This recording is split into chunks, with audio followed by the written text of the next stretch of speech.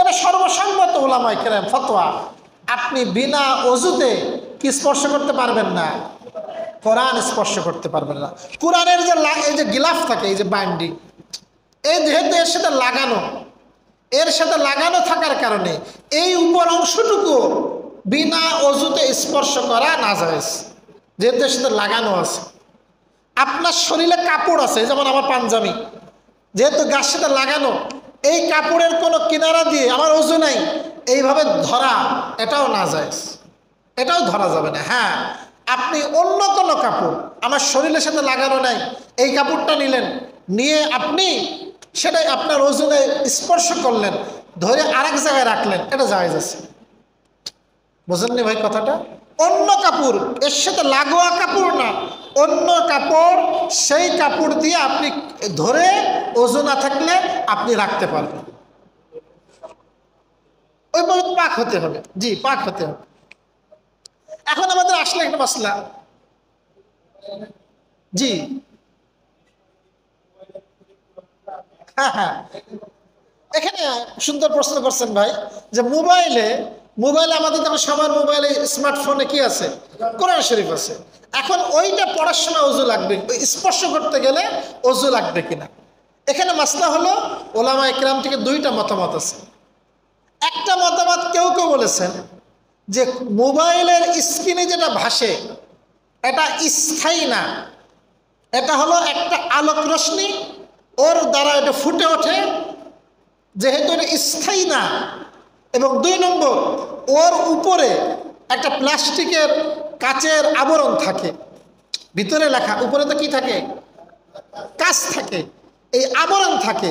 এই জন্য একদল আলেম বলেছেন ওটা বিনা অজুতে স্পর্শ করা যাবে, কিন্তু উলামায়ে দেওবন্দের ফতোয়া হলো যে না, এটা থাকলেও কোরআনের যেরকম সম্মান ওইটাও আপনি অজু ছাড়া স্পর্শ করতে পারবেন না।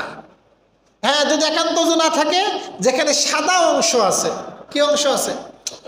সাদা অংশ দিয়ে আপনি সেটা সরাই দিতে পারবেন।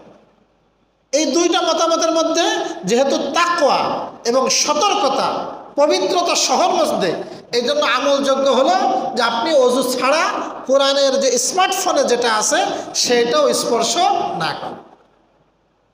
এটা হলো স্পর্শের মাসলা। আর পড়ার ক্ষেত্রে মাসলা হলো অজু ছাড়া কোরআন পড়া যায়। কি ছাড়া পড়া যায়? তবে যদি আপনি জুনুবি অবস্থায় হন, জুনুবি মানে আপনার পরে গোসল করা ফরজ, বা মেয়েদের হায়েজ অবস্থায়, নেফাজ অবস্থায়, তখন আবার কোরআন শরীফ ছোঁয়াও যায় না, পড়াও যায় না। যদি জুনুবি না হন, তাহলে অপবিত্র অবস্থা, আপনি হাঁটতেছেন, আপনি কোরআন পড়তে চলতেছেন, এটা আপনার কি আছে? জায়েজ আছে। কোরআনের ক্ষেত্রে অনেক সময় কোরআন যেহেতু সম্মানের, অনেকে কোরআনটাকে বাড়িতে এমন জায়গায় রাখে যে ধুলাবালি পড়ে, এটা অসম্মান হয়, এমন কোনো কাজ মুসলমানদের জন্য করার সুযোগ নেই। এটার একটা গিলাফ লাগানো, বা সুন্দর কাচের মধ্যে রাখা, বা ময়লা না পড়ে মাঝে মধ্যে সেটা পরিষ্কার করা, সেদিকে পা না দেওয়া, কোরআন শরীফ দিকে কি না দেওয়া? পা না দেওয়া। কোরআনের উপরে অন্য কোনো পুস্তকও না রাখা, কোরআনের উপরে অন্য কোনো বইও না রাখা, এটা সবার উপরে থাকবে, এর মর্যাদা সবার উপরে। এর দিকে পিঠ না দেওয়া পারতপক্ষে, কোরআনের দিকে। অনেকের বাড়ি কোরআন জীর্ণ শীর্ণ হয়ে যায়, পুরাতন, ছিঁড়ে ফেটে যায়, এখন পরে এটা মসজিদে দিয়ে আসে, মাদ্রাসায় নিয়ে যায়। কোরআন ছিঁড়ে গেলে মাসলা হলো, একজন মানুষ মৃত্যুবরণ করলে তাকে যেমন কি করে, অত্যন্ত সম্মানের সাথে সাদা কাপড় দিয়ে পেঁচায় মাটি কবরস্থ করে, তা উলামায়ে কেরাম বলছে সবচেয়ে উত্তম হলো কোরআন যদি জীর্ণ শীর্ণ হয়ে যায়, ওটাও একটা কাপড়ের মধ্যে পেঁচায় কোনো কবরস্থান বা অন্য কোনো জায়গা যেখানে পা পড়ে না এমন জায়গায় মাটির নিচে দাফন করে দাও, এটা হলো উত্তম। এর বিকল্প আছে, যদি মনে সমুদ্র হয়, সেখানে ভারী কোনো বস্তু দিয়ে, বা যেখানে স্রোত আছে সেখানে ভারী কোনো বস্তু সাথে চাপা দিয়ে, নদীতেও কেউ বলছে ফেলানো যায়। তো এই জন্য সবচেয়ে উত্তম হলো ওইটা আপনার মাটিতে দাফন করে দেওয়া।